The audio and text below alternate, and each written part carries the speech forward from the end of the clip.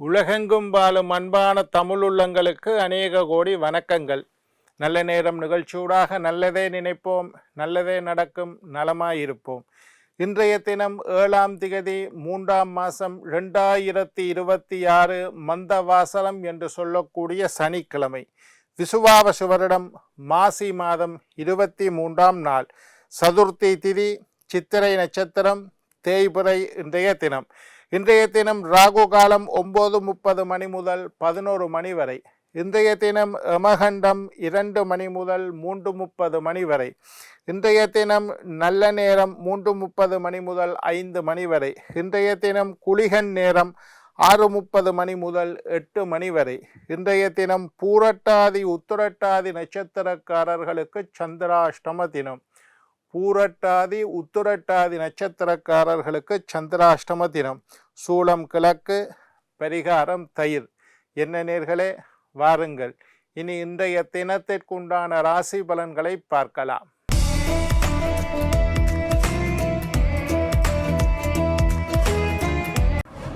மேஷம் கவனம், ரிஷபம் சிரமம், மிதுனம் கடகம், கடகம் நற்செய்தி, சிம்மம் வருத்தம், கன்னி தாமதம், துலாம் லாபம், விருச்சிகம் அலைச்சல், தனுசு விவேகம், மகரம் வரவு, கும்பம் முயற்சி, மீனம் நன்மை.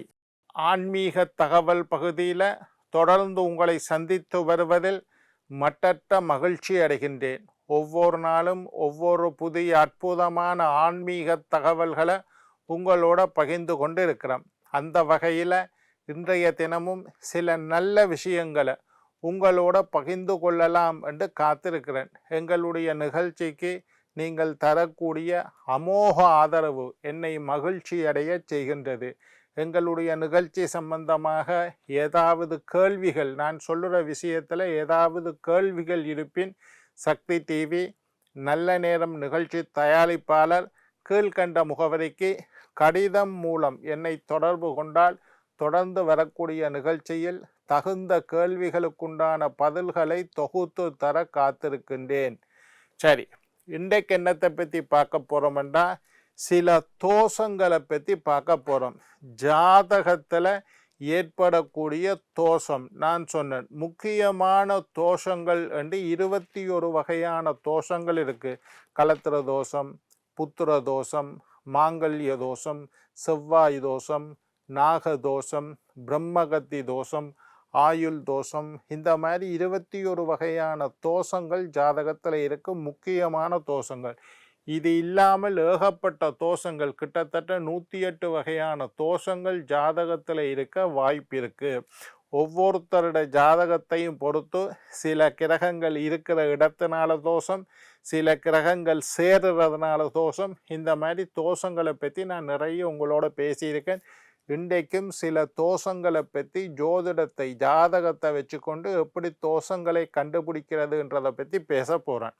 எல்லாரும் உங்களோட ஜாதகத்தை கையில் எடுத்து வச்சுக்கொள்ளுங்க. இப்போ நான் சொல்லுற கிரக நிலைகள் இருந்தால், நான் சொன்ன கிரகங்கள் சேர்ந்திருந்தால் தோஷம் என்பதை அறிந்து கொள்ளுங்கள். இதை அறிந்து கொள்வதற்கு உங்களுக்கு ஒரு விஷயம் தெரிஞ்சிருக்க வேண்டும்.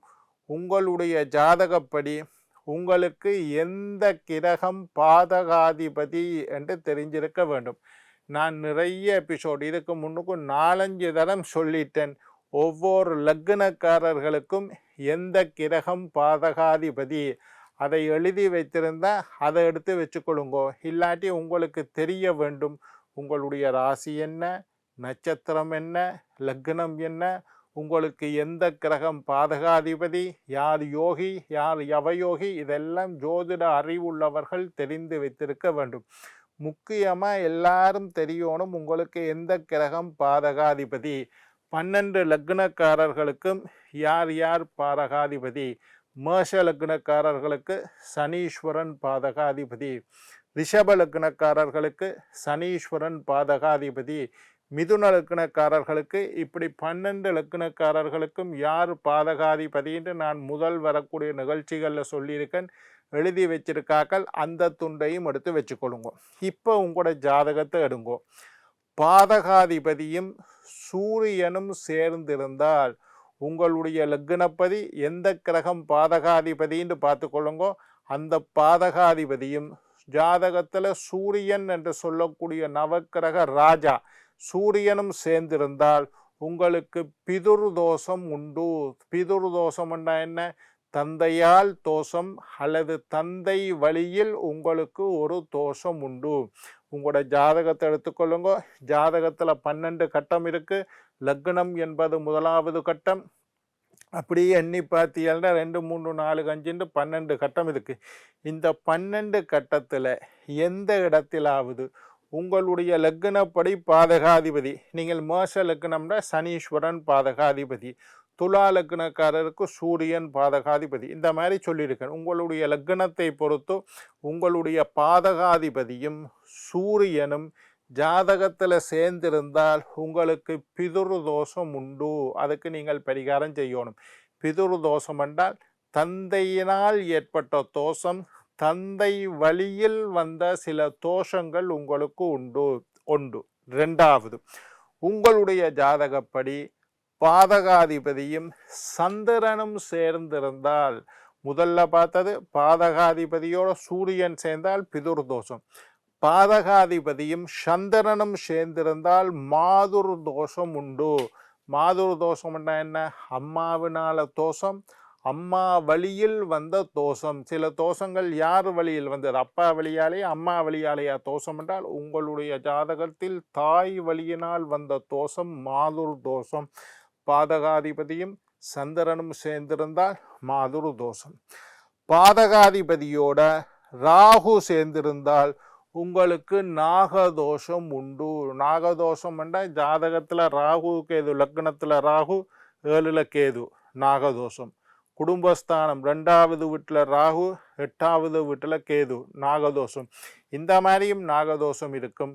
உங்களுடைய பாதகாதிபதியோட ராகு பகவான் சேர்ந்திருந்தால் அதுவும் நாகதோஷம் தான். பாதகாதிபதியும் ராகுவும் சேர்ந்திருந்தால், எது பாதகாதிபதின்னு கேட்கக்கூடாது. நான் முன்னுக்கு சொல்லிட்டேன், வேணுமெண்டா இன்னொரு தரமும் சொல்லித்தரேன். உங்களோட ஜாதகப்படி உங்களுடைய லக்னத்துக்கு எது பாதகாதிபதி என்று நீங்கள் தெரிஞ்சிருக்க வேண்டும்.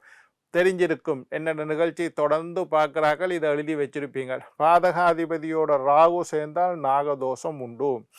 பாதகாதிபதியோட செவ்வாய் அல்லது சூரியன் சேர்ந்தால் உங்களுடைய லக்னத்துக்கு எது பாதகாதிபதியோ, பாதகாதிபதியோட செவ்வாய் அல்லது சூரியன் சேர்ந்தால் பிராமண தோஷம் உண்டு. பிராமணர்களுக்கு சதி செய்வது, பிராமணர்களுக்கு பொய் சொல்லுவது, பிராமணர்களுக்கு துரோகம் செய்வது, பிராமணர்களை மதிக்காமல் விடுவது, பிராமணர்களுக்கு துவேஷம் செய்வது, பிராமணர்களுக்கு துரோகம் செய்வது, இதெல்லாம் பிராமண தோஷம். கோயிலுக்கு போனால் பிராமணர்களை மதிக்க வேண்டும். அவர்கள் ஏதாவது தவறு செய்தால் அந்த தவறுக்குண்டான தண்டனையை ஆண்டவன் கொடுப்பார். நாங்கள் தண்டனை கொடுக்க போகக்கூடாது. பிராமணர்களை நாங்கள் மதிக்க வேண்டும். விருப்பம் இல்லையா, ஒதுங்கி வந்துடணுமே தவிர நாங்கள் சண்டை பிடிக்கவோ அவர்களுக்கு தண்டனை கொடுக்கவோ செல்லக்கூடாது. அது இறைவன் பார்த்து கொள்ளுவார்.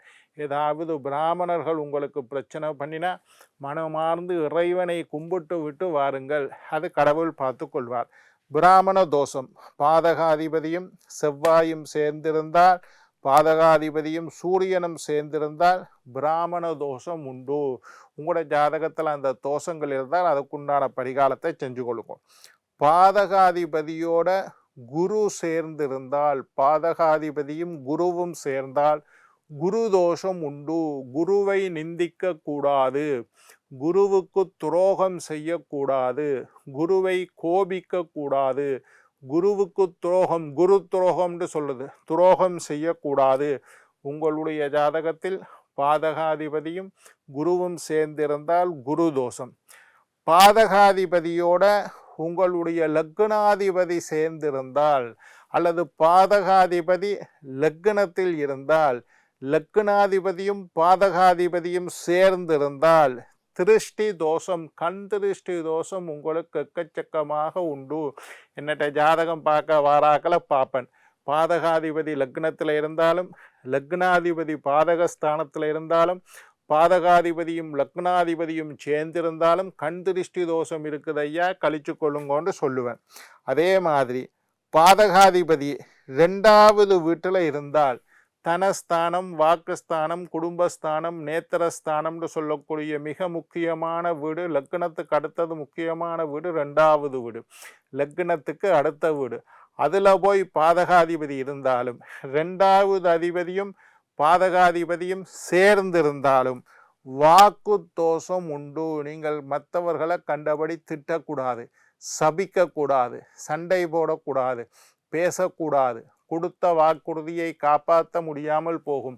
குடுக்கல் வாங்கல்களில் பிரச்சனை ஏற்படும். பாதகாதிபதியும் 2வது அதிபதியும் சேர்ந்திருந்தால், பாதகாதிபதியோட மாந்தி சேர்ந்திருந்தால், மாந்தி என்ற ஒரு கிரகத்தை பற்றி நான் நிறைய பேசியிருக்கேன். உங்களோட ஜாதகத்தில் பாதகாதிபதியும் மாந்தியும் சேர்ந்திருந்தால், உங்களோட ஜாதகம் கையில் இருந்தால் நீங்கள் பார்த்து கொள்ளலாம்.